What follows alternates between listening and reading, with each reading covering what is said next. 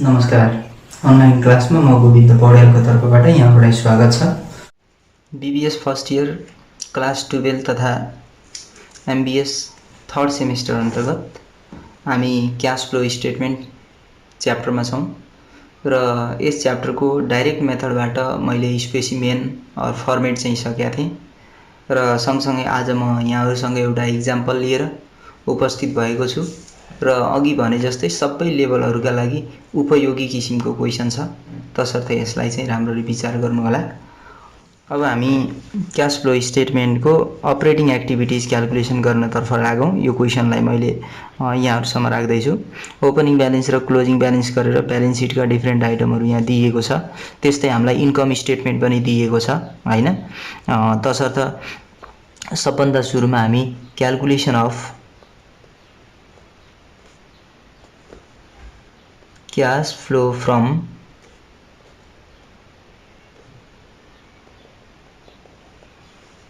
operating activities cash flow from operating एक्टिभिटिजको हामी फर्स्टमा ए नम्बरमा छौँ। क्यास सेल्स एन्ड कलेक्सन, अर्थात् यसलाई हामी क्यास कलेक्सन फ्रम डेटर पनि भन्न सकिन्छ हैन। अब यहाँ हामीसँग क्वेसनमा सेल्स दिएको छ भने त्यो सेल्सलाई हामी लिन्छौँ। जस्तो सेल्स छ यो क्वेसनमा हामीसँग, यहाँनिर मैले सेल्स रेभिन्यूलाई लेखेँ 8,25,000 छ। अनि सेल्स भनेको रेभिन्यू हामीले बिक्री गरेर प्राप्त हुने रकम हो, तसर्थ इन्फ्लो भएको हुनाले मैले यसलाई प्लसमा लेखेँ। अब सेल्ससँग रिलेटेड यहाँनिर त हामीसँग डिस्काउन्ट एलाउडहरू केही छ भने त्यसलाई पनि हामी यहाँ कन्सिडर गर्नुपर्छ। ब्याड डेप्टहरूको केस छ भने त्यो ब्याड डेप्टलाई पनि हामी यहाँ सो गर्नुपर्छ। अहिले यहाँ हामीसँग ब्याड डेप्ट पनि छैन र डिस्काउन्ट पनि छैन। अब ब्यालेन्स सिटमा जाउँ। सेल्ससँग रिलेटेड भने क्रेडिट सेल्स छ भने के हुन्छ भन्दा रिसिएबलहरू हुन्छ हैन, त्यो कलेक्सन गर्नुपर्ने हुन्छ। त्यो रिसिएबलहरूलाई हामी यहाँ कन्सिडर गर्छौँ। तसर्थ सबभन्दा सुरुमा हेरौँ, रिसिएबल तपाईँको के छ भने 1,25,000 देखि 1,50,000 भएको छ, अर्थात् बढेको छ हैन। तसर्थ यहाँनिर increase in account receivable increase भयो, एसेट्स बढ्यो। एसेट्स बढ्यो भने आउटफ्लो हुन्छ। कतिले बढेको छ यहाँनिर हामी माइनसमा लेखौँ, नेगेटिभ हुने भयो। एसेट्स बढ्नुको अर्थ हामी एसेट्सहरू किन्यौँ भन्ने बुझिन्छ र हामी एसेट्स किन्यौँ भने पैसा जान्छ, पैसा गयो भने आउटफ्लो भनेर माइनसमा देखाउनुपर्छ। त्यस्तै रिसिएबल डेटरहरूलाई हामी यहाँ देखाउनुपर्छ। डेटरहरू अरू केही पनि छैन, अरू पनि बिल रिसिएबलहरू केही पनि छैन, अनि डिस्काउन्ट एलाउडको केस पनि छैन, ब्याड डेप्टहरू पनि छैन हैन, प्रोभिजन फर डिस्काउन्टहरू पनि छैन। तसर्थ हाम्रो यसमा क्यास सेल्स एन्ड कलेक्सन अन्तर्गत यति नै आइटम जान्छ र यसलाई हामी यसरी बन्द गर्छौँ र यसलाई बाहिर राखिदिन्छौँ भनेको 8 लाख पोजिटिभमा। त्यस्तै बीमा हामी क्यास पेमेन्ट टु सप्लायर्स। अब क्यास पेमेन्ट टु सप्लायर्सलाई क्यास पेमेन्ट गर्नु भनेको हामीले पर्चेज गरेर तिर्नु हो। यहाँनिर क्वेसनमा पर्चेज भन्दा पनि सिओजिएस दिएको छ हैन। तसर्थ हामी कस्ट अफ गुड्स सोल्डमा आधार भएर बनाउँछौँ। कस्ट अफ गुड्स सोल्ड हामीलाई 4,25,000 गिभन छ। यो 4,25,000 लाई हामी कस्ट भएको हुनाले यसलाई माइनसमा लेख्यौँ हैन। अब त्यसपछि कस्ट अफ गुड्स सोल्ड हामी लेख्यौँ भने इन्भेन्ट्रीलाई एडजस्ट गर्नुपर्छ र कस्ट अफ गुड्स सोल्डलाई हामी नलेखेर पर्चेजलाई युज गर्यौँ भने त्यति बेला हामी इन्भेन्ट्रीलाई एडजस्ट गर्न पाइँदैन हैन। तसर्थ अहिले हामी कस्ट अफ गुड्स सोल्ड लेखेका छौँ, यहाँनिर इन्भेन्ट्री भनेर लेखेको छ। इन्भेन्ट्री यहाँ इन्क्रिज भइरहेछ, तसर्थ मैले यहाँनिर इन्क्रिज इन इन्भेन्ट्री भनेर लेखेँ। हाम्रो ओपनिङ 75,000 थियो, बढेर 85 भयो भने 10,000ले इन्क्रिज भएको छ। एसेट्स इन्क्रिज भयो भने माइनस हुन्छ हैन। त्यस्तै एकाउन्ट पेएबल छ। एकाउन्ट पेएबल के भइरहेछ 50,000 देखि 40,000 डिक्रिज छ। तसर्थ decrease in account payable account payable भनेको 10,000 ले डिक्रिज छ, लायबिलिटी डिक्रिज भयो भने माइनसै हुन्छ हैन। अनि त्यस्तै यसमा खास गरी जाने आइटमहरू के हुन् त भन्दा एकाउन्ट पेएबल अनि बिल्स पेएबलहरू, इन्भेन्ट्रीहरू, क्रेडिटर छ भने क्रेडिटर, डिस्काउन्ट रिसिप्टहरू छ भने डिस्काउन्ट रिसिप्टलाई देखाउनु पर्छ हैन। अरु हामीसँग यहाँ अहिले केही पनि छैन त्यस्तो आइटमहरू, तसर्थ यो पनि हाम्रो कम्प्लिट हुन्छ। यो तपाईको 4,25,000 पनि नेगेटिभमा छ, यो दुईटा आइटम पनि नेगेटिभमा छ भने 4,45,000 हुन्छ, तर यो नेगेटिभमा हुन्छ। अनि त्यस्तै हामी सी मा cash paid to employee and other expenses. अब employee and other expenses, employee भित्र स्यालेरी बोनसहरू केही छन् भने तिनीहरूलाई देखाइन्छ। यहाँ अपरेटिङ एक्सपेन्सेस भित्र स्यालेरी भनेर लेखिएको छ, त स्यालेरी भनेर हामी लेख्यौँ। स्यालेरी 1,50,000 माइनसमा देखाउँछौँ। अनि त्यस्तै एडमिनिस्ट्रेटिभ एक्सपेन्सेस, एडिएम एक्सपेन्सेस, एडिएम एक्सपेन्सेस 40,000 छ, यो 40,000 पनि हाम्रो एक्सपेन्सेस भएको हुनाले माइनसमा देखाइन्छ। इन्ट्रेस्ट भन्ने अलग्गै इन्ट्रेस्टको हेडिङ हुन्छ। त्यस्तै डेप्रिसिएसन नन क्यास एक्सपेन्सेस हो, यो क्यास फ्लो स्टेटमेन्ट डाइरेक्ट मेथडबाट हामी युजै गर्दैनौँ। प्रिमियम अन डिभेन्चर रिडेम्सन भनेको यो पछि फाइनेन्सिङमा आउँछ। अनि ट्याक्सको कुरा हाम्रो पछि आउँछ हैन, यिनीहरूलाई यहाँ हामी समावेश गर्दैनौँ अहिले। अब हामीले के ख्याल गर्नुपर्ने भने इम्प्लोइ एन्ड अदर एक्सपेन्सेससँग रिलेटेड यहाँनिर केही पेएबल र अनि त्यसपछि रिसिएबलहरू केही छ भने त्यसलाई यहाँ देखाउनुपर्छ। प्रिपेडहरू छ भने एकाउन्ट पेएबललाई हामी कन्सिडर गर्यौँ, अरू केही पनि पेएबलहरू छैन हैन। तसर्थ हामी अब यो हेडिङ अन्तर्गत यिनै कुराहरूलाई उल्लेख गर्छौँ। यो हाम्रो 1,90,000 आउँछ, यो पनि आउटफ्लो माइनसमा आउँछ हैन। अनि डी नम्बरमा हाम्रो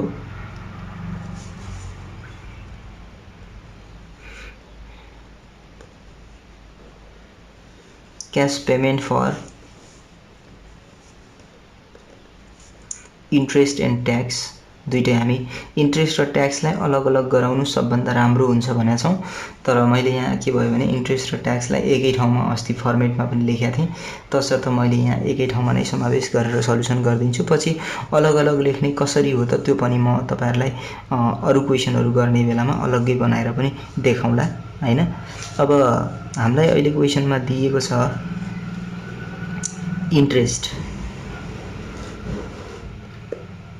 इन्ट्रेस्ट अन डिभेन्चर भनेर हामीलाई 10,000 गिभन छ। यो 10,000 लाई हामी माइनसमा देखाउँछौँ किन भन्दा इन्ट्रेस्ट पेमेन्टको कुरा हो हैन। अब त्यसपछि हामीसँग ट्याक्स भनेर दिएको छ, यो प्रोभिजन फर ट्याक्स हो।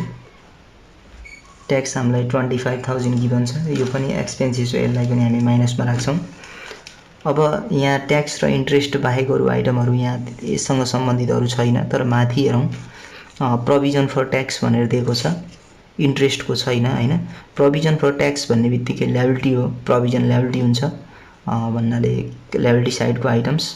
तसर्थ हामी यहाँ के देख्छौँ भने ल्याबिलिटी साइडको आइटम के भएको छ, बढेको छ। ल्याबिलिटी बढेको छ भने प्लस हुनुपर्छ, तसर्थ यहाँनिर मैले increase in provision for tax, provision for tax 10,000 increase भएको छ, तसर्थ 10,000 मैले पोजिटिभमा देखाउने भएँ। अरू हामीसँग यहाँ त्यस्तो आइटम केही पनि छैन हैन, र तसर्थ यसलाई हामी जोडेर यहाँ राख्छौँ। जस्तो यो 10,000 क्यान्सल भयो, 25,000 मात्रै रिमेनिङ रह्यो, तर 25,000 माइनसमा रह्यो। अनि यो भन्दा पछि हामी ई नम्बरमा के लेख्छौँ भने cash flow from extra ordinary activities भनेर वा आइटम्स भनेर देखाउँछौँ। अब एक्स्ट्रा अर्डिनरी आइटम्समा खास गरी के जाने भने सर्ट टर्म इन्भेस्टमेन्टको कुरा, मार्केटेबल सेक्युरिटीको कुरा हैन, सर्ट टर्म लोनहरूको कुरा, अनि त्यस्तै ब्याङ्क ओभरड्राफ्टहरूको कुरा आउँछ। यहाँनिर हामीलाई यो क्वेसनमा चाहिँ ती आइटमहरू केही पनि छैन हैन। अनि त्यस्तै रेन्ट रिसिप्टहरू डिभिडेन्ड रिसिप्टहरूको कुरा छ भने त्यो पनि आउँछ, तर rent receipt dividend receipt interest रिसिप्टहरू यो क्वेसनमा पनि छैन। तसर्थ हामी यसैलाई नै माथिबाट एड गर्छौं। यो हाम्रो cash flow from C1 cash flow from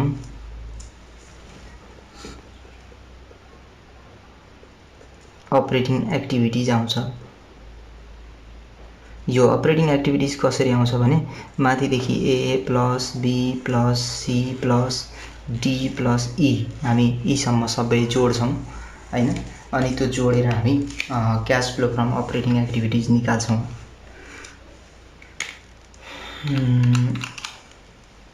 यसलाई हामी क्याल्कुलेसन गरौँ।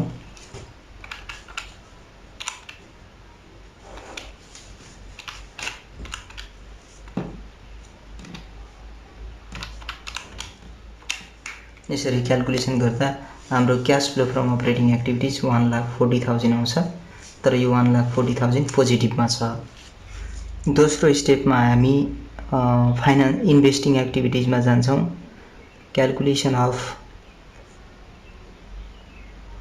क्याश फ्लो फ्रम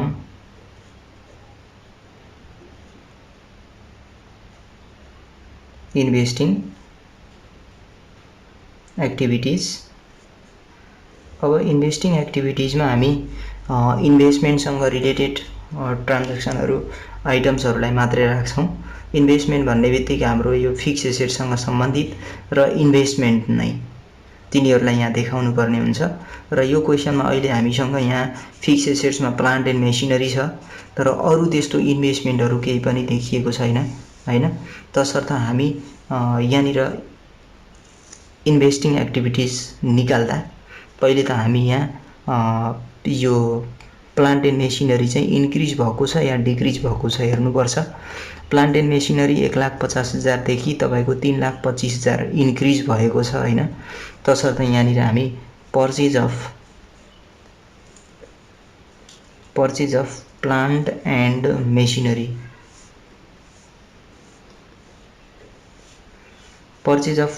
मेसिनरी भनेर लेख्यौं। यो हाम्रो purchase of plant and machinery कसरी निकाल्ने त भन्नेसँग सम्बन्धित भएर एउटा काम गरौँ। यदि क्वेसनमा हामीलाई यहाँ डेप्रिसिएसन मात्रै छ, त्यो फिक्स एसेटसँग रिलेटेड डेप्रिसिएसन मात्रै छ भने त्यति बेला हामी डाइरेक्ट सल्युसन गर्छौं। तर यो डेप्रिसिएसन सँगसँगै हामीलाई अर्को एसेट्सहरू सोल्ड गरेको अनि एसेट्सहरूबाट गेन भएको यो डिटेल इन्फर्मेसन छ भने त्यति बेला हामी प्लान्ट एन्ड मेसिनरीको लेजर नै बनाएर सो गर्नु सबभन्दा उपयुक्त हुन्छ। तसर्थ यहाँ प्लान्ट एन्ड मेसिनरी 1,50,000 देखि तपाईको 3,25,000 भएको छ। यसको डिफरेन्सेस भनेको 175,000 छ हैन। यो 175,000 अनि त्यसमा अझै के गर्नुपर्ने भने प्लस तल हामीलाई दिएको डेप्रिसिएसन 20,000 छ हैन। अब गेनहरु छ भने त्यसलाई पनि एडजस्ट गरेर यसरी फर्मुला जसरी बनाएर लेख्न त सकिन्छ, नसकिने हैन। तर खास गरी प्लान्ट एन्ड मेसिनरीहरुको चाहिँ लेजरै बनाएर सो गरेको पाइन्छ र त्यसरी लेजर नै बनाएर हामी देखाउँछौं पनि। अहिले हामी यो डेप्रिसिएसन अनि त्यसपछि प्लान्ट एन्ड मेसिनरीको डिफरेन्स अमाउन्टलाई जोडेर यहाँ देखाउँछौं। यो 1,70,000 र 1,90,000 1,90,000 पर्चेज भन्यो भने पैसा जान्छ, आउटफ्लो भइहाल्यो। त्यस्तै क्वेशनमा हामीलाई प्लान्ट एन्ड मेसिनरीहरु सोल्डसँग सम्बन्धित केही पनि दिएको छैन हैन। सरी, यो जोड्दा त हाम्रो 95 हुँदो रहेछ। 1,75,000 अनि 85 95 हुनुपर्ने। यो भन्दा अरु हामीसँग ट्रान्ज्याक्सन नै छैन हैन। तसर्थ यो नै हाम्रो एन्सर हुन्छ। यो तपाईको 1,95,000 माइनसमा यो हाम्रो दोस्रो C2 आयो। Cash flow from investing activities.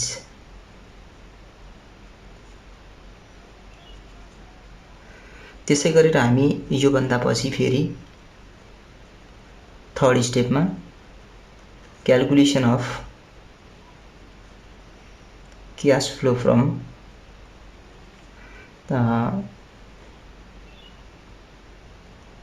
Financing activities calculation गर्छौं। फाइनान्सिङ एक्टिभिटीजमा खास गरी हाम्रो फाइनान्ससँग सम्बन्धित अर्थात् हामी कुनै पनि अर्गनाइजेसनमा फाइनान्स जुटाउनका लागि कस्तो कस्तो सोर्सहरू युज गर्छौं त भन्ने कुरा हो। जस्तो शेयर इस्यु गरेर हुन सक्छ, डिभेन्चर इस्यु गरेर हुन सक्छ हैन। त्यस्तै शेयर क्यापिटलहरू इन्क्रिज भएको भए त्यसलाई पनि हामी मान्छौं। त्यस्तै प्रिफरेन्स शेयर, इक्विटी शेयर, बोन्डहरू इस्यु गरेर हामी फाइनान्स क्रिएट गर्न सक्छौं र फाइनान्स चाहिँ को सोर्सहरू भनेर तिनलाई बुझिन्छ। तसर्थ हामी त्यो डिभेन्चर र शेयरहरूसँग सम्बन्धित यहाँबाट केही आइटमहरू हेरौँ। जस्तो डिभेन्चर के छ भने 75,000 देखि 50 भएको छ, 25,000 ले के भयो रिडेम्सन भयो, त्यो हामी पछि युज गरौँला। अहिले इस्यु भएकोमा जाउँ। जस्तो शेयर हेरौँ, शेयर 2 लाख छ, 2 लाखबाट बढेर तपाईको 3,25,000 भएको छ।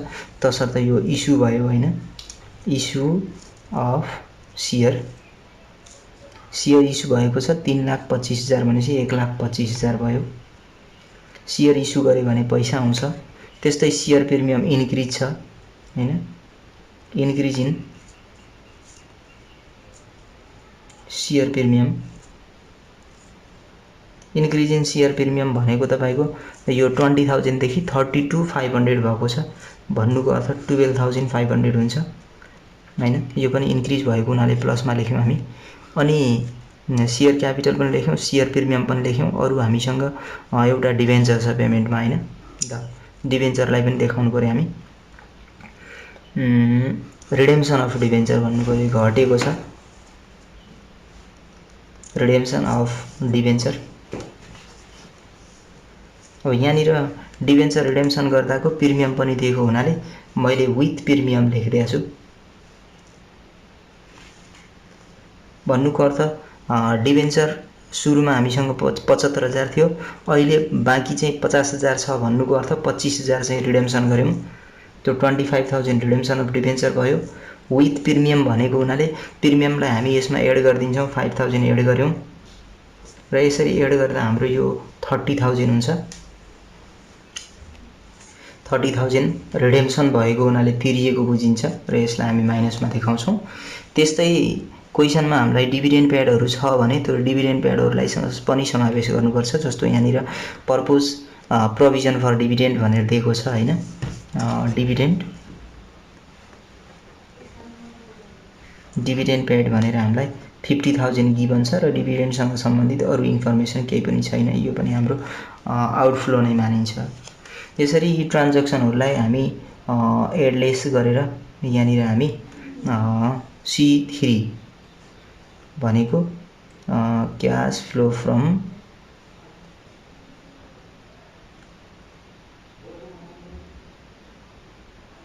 फाइनान्सिङ एक्टिभिटीज प्राप्त गर्छौं। जस्तो यसलाई जोडौं, 1,25,000 प्लस 12,500 अनि माइनस 80,000 57,500 आउँछ र यो पोजिटिभमा आउँछ। त्यसरी हामी ABC भनेको C1 C2 C3 क्याल्कुलेसन गर्यौं अनि त्यसपछि हामी के गर्छौं भने एन्सर पनि टेली गर्नुपर्ने हुन्छ र यसरी एन्सर टेली गर्नका लागि हामी के गर्छौं भने पहिले हामी net change in cash and cash equivalent चाहिँ क्याल्कुलेसन गर्छौं। यो कसरी निकाल्ने त भन्दा C1 plus C2 plus C3 गर्छौं। अब C1 plus C2 plus C3 भनेको माथि हामी निकालेको रिजल्टहरु यो प्लसमा छ अनि एउटा यहाँको हाम्रो 1,40,000 प्लसमा छ। तसर्थ त्यो दुईटालाई जोडौं अनि यो फिगरबाट हामी 1,95,000 लाई लेस गर्नुपर्छ। यसो गर्दा 2,500 मात्रै आउँछ। 2,500 तर पोजिटिभ बढी छ, तसर्थ हामी पोजिटिभमा लेख्यौं। अनि यसमा एन्सर टेली कसरी हुन्छ भन्नुहुन्छ भने एड गर्छौं हामी ओपनिङ ब्यालेन्स अफ क्यास, जस्तो क्यासेट ब्याङ्क भनेर दिएको छ हामीलाई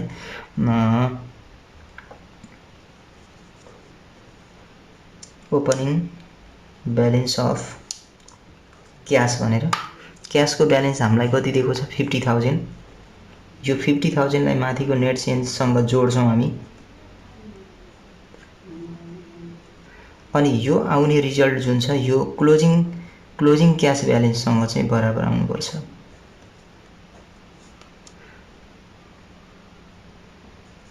क्लोजिङ ब्यालेन्स अफ क्यास, यहाँनिर हामीलाई क्लोजिङ क्यास ब्यालेन्स भनेर तपाईको 50 to 500 दिएको छ।